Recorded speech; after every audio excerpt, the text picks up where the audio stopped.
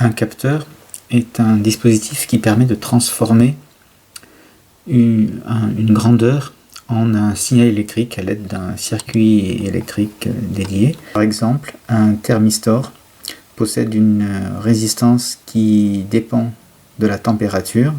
Plus la température est grande, généralement plus la résistance est faible. Une photorésistance, un dispositif dont la résistance varie en fonction de la lumière qui arrive dessus, de l'éclairement. Plus l'éclairement est grand, plus la résistance est faible. Lorsque l'on veut utiliser les capteurs, on les introduit dans un circuit électrique.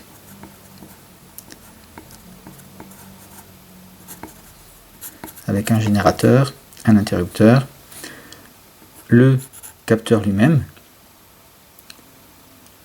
par exemple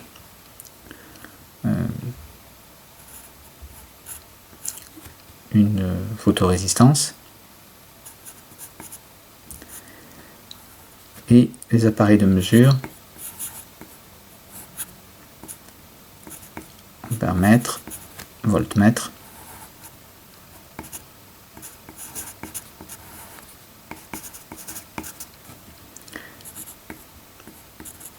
à l'aide de ce genre de circuit, on peut faire une courbe d'étalonnage, c'est-à-dire tracer la tension aux bornes de l'appareil ou l'intensité qui circule dans l'appareil en fonction du paramètre que l'on étudie, par exemple l'intensité lumineuse, ou la température, ou ce que l'on étudie.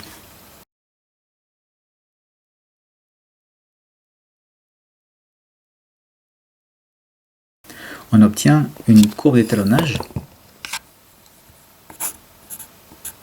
la tension par exemple, en fonction du paramètre, comme de la température, mettons, ou de l'intensité lumineuse. Et donc on a une courbe qui a une certaine forme. Voilà, je trace une forme au hasard. Et lorsque l'on a obtenu la courbe d'étalonnage, donc en ayant fixé plusieurs valeurs de la température, on a mesuré les valeurs correspondantes de la tension. Donc on a pu avoir des points de mesure et tracer la fameuse courbe d'étalonnage. Lorsque l'on veut mesurer une température inconnue, eh bien on mesure la tension qui correspond à cette température, par exemple le prime qui est ici, et on reporte sur la courbe et on trouve l'antécédent qui nous donne la température que l'on cherche. Donc voilà comment on peut utiliser un capteur avec une courbe d'étalonnage.